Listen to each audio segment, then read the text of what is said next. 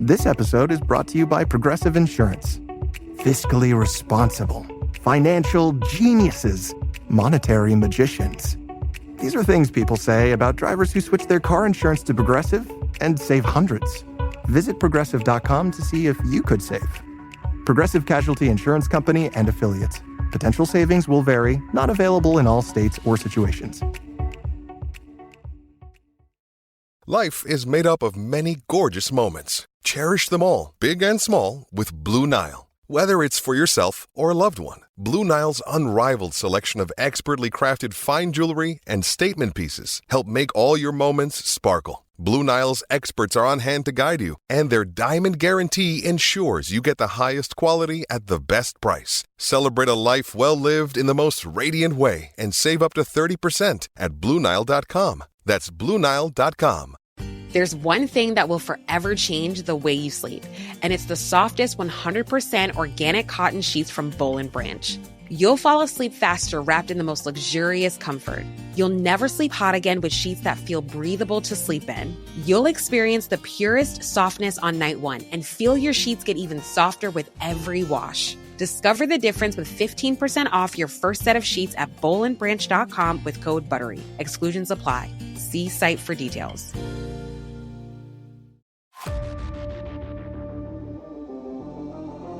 This is the FPL Draft Zone, your fantasy team's best signing of the season.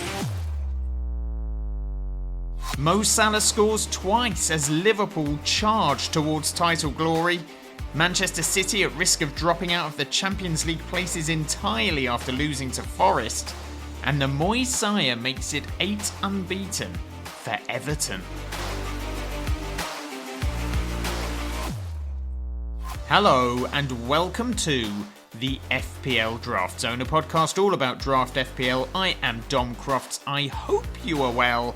And we are 9/10 of the way through Gameweek 28 with 9 matches played, 19 goals scored, and big wins for Liverpool, Crystal Palace, and Brighton and Hove Albion. We have another week of European football to look forward to this week, and then we move on to Gameweek 29, which is, of course, a reduced fixture list with no Liverpool, no Newcastle, no Aston Villa, and no Crystal Palace in action. And we will be talking about all that and more in just a little while. Before we get started, though, I just want to say a very big thank you to those of you who gave us a lovely review on Apple Podcasts, on Spotify, or on whatever podcast platform you listen to us on.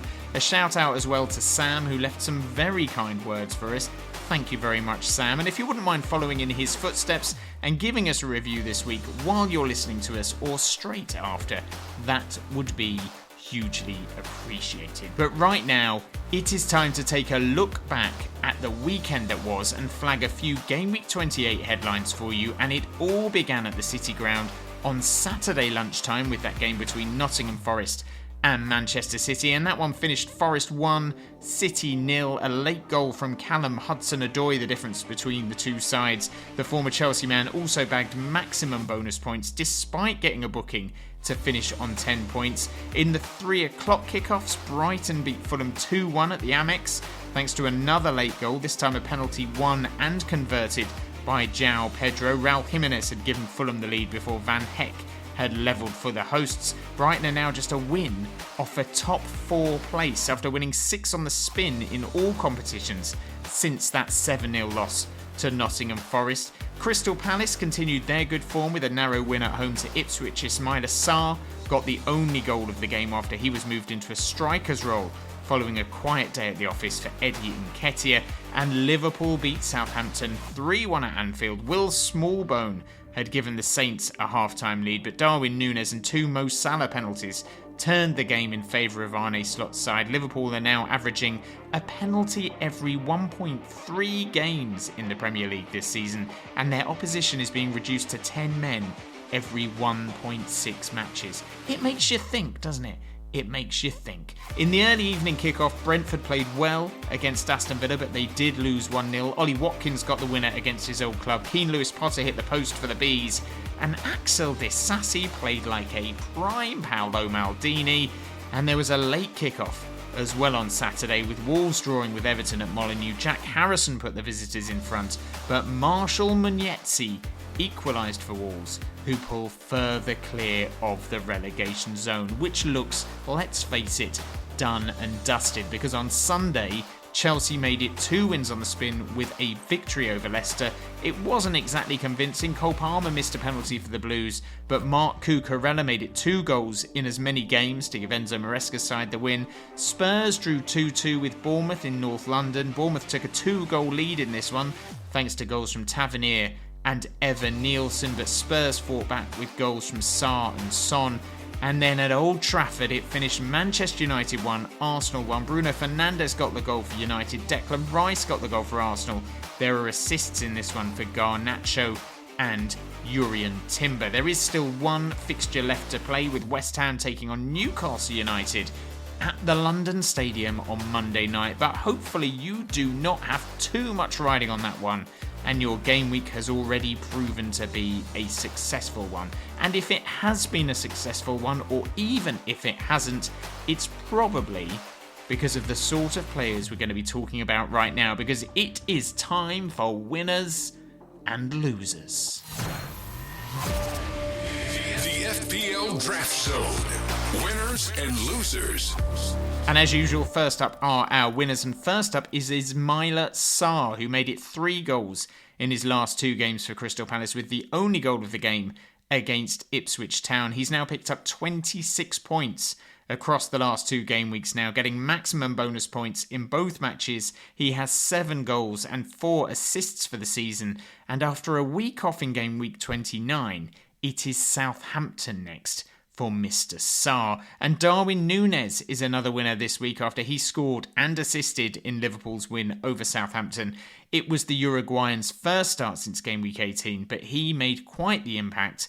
And if Liverpool get through against PSG in midweek, you can expect him to get a few more starts over the next few games, given Liverpool's comfortable lead at the top of the table. As for the losers, I thought a game at the City Ground might work in Manchester City's favour given the style of play of the two sides, but despite edging the game in XG, they lost the game in actual football terms, and there is now only 5 points separating Manchester City from 10th placed Fulham. And we mentioned him earlier, but it was a bad day at the office for Eddie Nketiah, who draft managers had high hopes for this week. The former Arsenal striker failed to make the most of a rare start up front for Palace, and he was hauled off after 71 minutes, only to watch Ismaila Sarr score the winner, having been moved from the wing to that central striker position. Bad luck, Eddie. So game week 28 is almost finished, and a few players we highlighted last week who delivered for you this week include Callum Hudson-Odoi, Alex Iwobi, Ismaila Sarr, Marshall Munetsi, John Rickner-Bellegarde, and Crystal Palace defenders. So if you picked up any of those, well done to you. After a load of Champions League, Europa League and Conference League games in midweek, we will be moving swiftly on to game week 29 with 8 fixtures to look forward to and 16 teams in action. And there are big decisions to be made as a result of that reduced fixture list. So let's not mess about. Let's crack on with this week's waiver wants. The FPL Draft Zone. Waiver wants. And as usual, we're going to take a look at the game week in fixture order and make a few waiver suggestions that could go a long way to helping you secure a victory in a head-to-head match or success in terms of your points total for the week. A reminder that we are focusing on those players likely to be available on your waivers. Diamonds in the rough, hidden gems, potential rather than polished jewels like Mo Salah or Cole Palmer, because let's face it, they are not just going to be hanging about waiting for you to pick them up on the waivers. A reminder as well that 4 teams do not play this week. Liverpool, Newcastle, Aston Villa and Crystal Palace are all having a week off from league action. So if you own some of their assets, you have got a decision to make if you do not have enough players to get out a decent starting 11. And we will, of course, touch on that in just a little bit. This week, there is no lunchtime kickoff. So the first games kick off at 3 p.m. GMT on Saturday. And first up is Everton against West Ham United at Goodison Park. Everton head into this one unbeaten in their last 8 games now under David Moyes, while West Ham will be 3 unbeaten if they do not lose at home to Newcastle on Monday night. Historically, this fixture has been pretty hard to call, with West Ham winning on Merseyside last season but losing in London. Earlier this season, it finished 0-0 at the London Stadium, so a draw, a defeat and a win for each of the sides in their last 3 matchups. Looking into this one, I thought Everton would have a pretty good chance of getting a clean sheet here, but West Ham have actually scored in each of their last 8 away games now, including wins at the likes of Arsenal and Newcastle. So I think if this is going to be a decisive game for you in your draft league, it's going to be more about impact makers at the other end of the pitch rather than defenders. Jack Harrison seems to have won favour with David Moyes after a stop-start season under Sean Dyche. He started the last 4 in a row now. He's got 2 returns in that time as well, including a 10-pointer this weekend against Wolves. And Jesper Lindstrom finally got his first attacking return of the season against Vitor Pereira's side. He got an assist. His underlying stats suggest that has been a long time coming. He has an expected XGI of over 4 for the season, which isn't great, but if you do need to ship out some non-playing assets this week and you're low down that waiver priority list, he could be an option for you this week. As for West Ham, Thomas Souček and James Ward-Prowse are likely to be available routes into their midfield, and if a manager has tired of holding on to Evan Ferguson due to a lack of game time, he is another one who is well worth a gamble, particularly with Wolves away and Southampton at home in their next 4. It is Ipswich at home to Nottingham Forest at Portman Road, with both teams in desperate need of points for very different reasons. These two met in the FA Cup just a few weeks ago, and it went all the way to penalties, with Forest edging past their opponents. Forest won the reverse league fixture in the season as well, thanks to a penalty from Chris Wood. That one finished 1-0.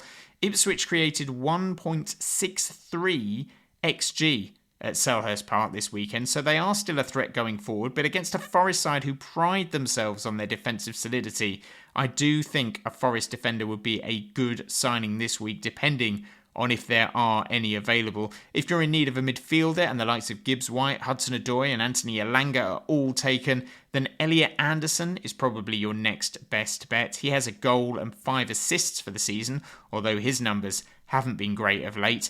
As for Ipswich, Jaden Philogene racked up an XG of 0.65 on Saturday against Crystal Palace, which when you add to his goals the previous week against Manchester United makes him one of Kieran McKenna's best attacking threats. And Jack Clarke has started the last 3 as well, if you've got a real hankering for some Ipswich attacking action. And if you do have a real hankering for some Ipswich attacking action, you should probably seek medical help. It's Manchester City against Brighton at the Etihad. Brighton won 2-1 at the Amex back in November thanks to goals from João Pedro and Matt O'Reilly. But they have never beaten City at the Etihad, nor have they even taken a point off them. Erling Haaland has 3 in his last 2 appearances against Brighton in Manchester. He scored in the 2-1 defeat earlier this season as well, so he will be very confident of a return. Maybe a frustrated owner of Omar Mamouche might be open to a trade after he was benched at the weekend, and despite City's problems, he would be a very solid signing for the right price. And despite losing to Forest at the weekend, City did restrict their opponents to just 0.5 XG, which is pretty good. And it's also the 3rd time in 4 weeks that they have restricted their opponents to less than a goal's worth of XG. So it's not impossible they will finally keep that elusive clean sheet soon. And given Brighton's record in Manchester, maybe a Kusanov would not be an awful move this week if you're stocked up on Villa, Liverpool, Palace or Villa defensive assets and you need to make a change. As for Brighton, their key assets will likely already be taken, and I can't really see them keeping a clean sheet in this one, so I would avoid any of their defensive options. It's Southampton against Wolves at St Mary's, and Wolves have an amazing record against the Saints going back years and years and years. They've won the last 5 in a row against Saturday's opponents, including a 2-0 win at Molineux earlier this season, and they've only lost once in their last 10 meetings. Last week's Wolves recommendations remain relevant again, with Bellegarde and Munetzi lining up behind Jorgen Strand-Larsen in the draw with Everton, and both of them getting returns. And Wolves defenders are also worth considering this week, given the calibre of their opponents, with Aït-Nouri and Semedo the pick of the bunch, and Doherty and Agbadou other options. Southampton continue to lose on a weekly basis. It's written in the stars, but they weren't that bad against Liverpool despite losing 3-1. They did show they can create some attacking threat. Kamaldeen Sulemana looked really good at times against Arne Slot's side, but when you dig a little deeper into his stats, there's a lot of skill on display from him, but not much end product. He finished that game with just 0.04 XGI, and he has just 1.2 XGI for the entire season. So if you are going to take a punt on a Southampton player ahead of Gameweek 29, you should probably look no further than Tyler Dibbling, who is fit again, did play well against Liverpool, and will surely be moving to a bigger club in the summer. Bournemouth are taking on Brentford at the Vitality Stadium, and Brentford have never lost to Bournemouth in the Premier League. Earlier this season, the Bees won 3-2 at the G-Tech, with Johan Wissa scoring twice, and Wissa also got the winner on the South Coast last season in a 2-1 win. I thought Brentford played really, really well against Aston Villa on Saturday night, despite losing, especially in the second half where they absolutely dominated. And Keane Lewis Potter remains a threat going forward. He's classified as a midfielder this season, but if FPL make him a defender next year, he could well be a very popular pick. He has 1 goal and 4 assists so far this season, and he has an XGI of 6.3, which would put him 4th on the list of defenders this year, behind only Trent, Vardiol and Daniel Munoz, so one to think about long term with a view to next season. Even though it was another week without a return for Kevin Schade, he looked a real threat against Villa as well. He could easily have won a penalty for his efforts. As for Bournemouth, Marcus Tavernier remains a guru into their attack. He now has 3 goals and 6 assists for the season after his goal against Spurs on Sunday, and I would expect him to start the vast majority of matches going forward. And after Brentford, it's Ipswich at home for Bournemouth, and then West Ham. And James Hill represents the best route into their backline if you think they have a chance of keeping a clean sheet, which they have managed to do in 3 of their last 5 home matches. On Sunday, there are 3 matches to look forward to. Arsenal take on Chelsea at the Emirates from 2 p.m. GMT, and the Gunners have an excellent record against their London rivals in recent years. They're unbeaten in their last 6 meetings with the Blues. They've lost just once in their last 11 matchups, and last season this one finished 5-0 to Arsenal, with Ben White and Kai Havertz both scoring twice. The game at Stamford Bridge earlier this season finished 1-1 with Pedro Neto and Gabriel Martinelli both on target. Martinelli is now available. He came off the bench against Manchester United on Sunday, and he is now a very decent pickup if you want to root into that Arsenal front line. They have been using Mikel Merino as a makeshift striker over the last few weeks, but the Gunners may now revert to Martinelli on the left and Trossard through the middle, which is how they lined up for the latter stages of that game at Old Trafford. Martinelli has 9 attacking returns for the season so far, 6 goals and 3 assists, and Arsenal have a pretty good run coming up with Fulham, Everton, Brentford and Ipswich in their next 4. Declan Rice is the other option who I think could be a decent pickup. I've been saying it for a few weeks now. His form finally was realised with a goal against Manchester United. He's been occupying far more attacking positions of late as the Gunners try to get to grips with their lack of attacking options, and he's across all set pieces as well, so the potential has always been there for returns, and it came to fruition on Sunday against Manchester United. As for Chelsea, they have the likes of Fofana and Chalobah available again if you want a slice of their defensive pie.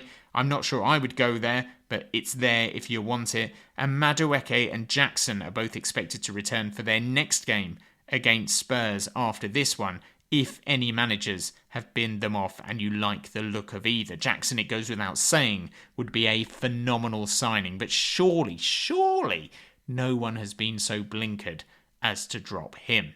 Fulham take on Spurs in another London derby at Craven Cottage. Fulham won this fixture 3-0 last season, with Rodrigo Muniz scoring twice. The game at Spurs earlier in the campaign finished 1-1 with Brennan Johnson and Tom Cairney on target.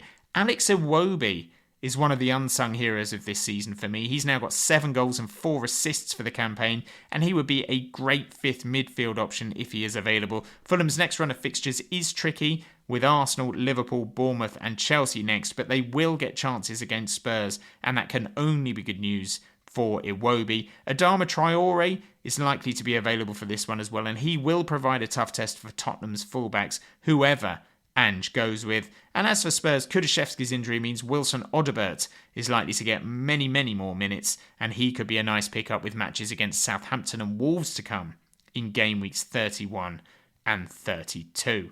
And then wrapping up the game week at the King Power, it is Leicester City against Manchester United. Leicester are on an absolutely dreadful run. They've now lost 12 of their last 13 matches. They've only scored 3 times during that period, conceding 32. Manchester United are actually unbeaten in their last 3 now, despite continuing to look pretty ropey week after week. These two teams have already met 3 times this season, with United winning all 3. They won 5-2 in the Carabao Cup, they won 3-0 in the league, and they won 2-1 in the FA Cup. But all of those fixtures were at Old Trafford, so this is going to be their first trip to the King Power this season. Bruno Fernandes has already scored 3 times against the Foxes this season, and Alejandro Garnacho has 2 goals against them as well. But if you're going to target United assets, it has to be their defenders, given Leicester's inability to find the back of their net. De Ligt is the most likely starter from a bunch including Lenny Yoro, Aiden Heaven, and Victor Lindelof. As we mentioned earlier, Liverpool and Newcastle United do not play this game week as they are in the Carabao Cup final, and that means their would-be opponents this week, Aston Villa and Crystal Palace, also have the week off, and that means that if your draft team is overflowing with players from those teams, you have a big decision to make. Do you go into Game Week 29 with a severely reduced starting 11, or do you bin off some of their assets to make space for some players that are going to get minutes this week? Obviously, that is a dilemma that will be very specific to your own situation. If you have a healthy lead at the top of the table, you can stick with what you have and treat this game week as a bit of a write-off, knowing you're in a very healthy position no matter what happens in Game Week 29. But if you're chasing or you're struggling at the wrong end of the table, you may well have to make some very tough decisions. Going through those 4 teams one by one, if you own Liverpool assets, there are maybe a handful you could look at sacrificing this week, safe in the knowledge that you might be able to get them back next week should you want to. The likes of Curtis Jones, Alexis McAllister, Tsimikas, even Darwin Núñez probably fall into this category, but anyone else you should probably hold on to. Newcastle assets I wouldn't give up are the front 3 of Jacob Murphy, Anthony Gordon and Alexander Isak, but anyone else from that squad I would be prepared to move on if you need some space. And a reminder as well that Lewis Hall is out for the rest of the season with a foot injury, so he can definitely be binned off. And if your team has got one too many Aston Villa assets, I would be looking to move them on unless their name is Ollie Watkins. Even the likes of Marcus Rashford, Marcus Asensio and Morgan Rogers I would consider shipping out depending on who you can get in their place, because Villa's run to the end of the season is not easy and they will still have the distraction of the FA Cup and the Champions League for at least one more round. Their next handful of league fixtures, to put things into perspective, are Brighton away, Forest at home, Southampton away, Newcastle at home and Manchester City away. And they've also got to go to Bournemouth and Manchester United as well before the season's done. So I think you can afford to be a bit ruthless with their assets, and you might even be able to get a decent trade over the line for an Asensio or a Rashford, who are not guaranteed starters anyway right now, with Emery constantly rotating that front line. And then there is Crystal Palace, who are one of the form teams in the country right now, and after this enforced break they also have Southampton at home, which is an absolute dream fixture. So if you can find a way to keep their assets, I would encourage you to do just that, especially if you're lucky enough to have a Munoz, a Lacroix, a Mateta, a Sarr, or even an Eze. Everyone else, I would say, can be dropped. And that is it. Those are your waiver picks for this week, and hopefully some of those player picks will give you some food for thought ahead of Game Week 29. A reminder that the deadline for those all-important waivers is on Friday the 14th of March at 1:30pm GMT. The deadline for free agency is 24 hours later at 1:30pm GMT on Saturday the 15th of March, and then the game week itself gets underway with those 3 o'clock fixtures. Before we go, we're going to finish the show with our now traditional plea to give us a 5-star rating on Apple Podcasts, if that is where you listen to us on, or some positive words of encouragement on Spotify, or whatever podcast platform of choice you go with. It will only take you 20 seconds and it would mean the world to us, because the more reviews we have, the more the algorithm likes us, which means we get pushed into other people's podcast feeds, and that will help us to grow the show and up that listenership. We're also on social media. If that is your thing, we're on X and Instagram, where our handle is at FPL Draft Zone, and we're on Blue Sky as well, where our handle is at fpldraftzone.bsky.social. So feel free to follow us there. But that is it for this week. Good luck ahead of Game Week 29. Good luck in those waivers. Good luck in free agency. And may this be the game week you, yes you, I'm talking to you, really take control of that title race. Until next time, it is bye for now.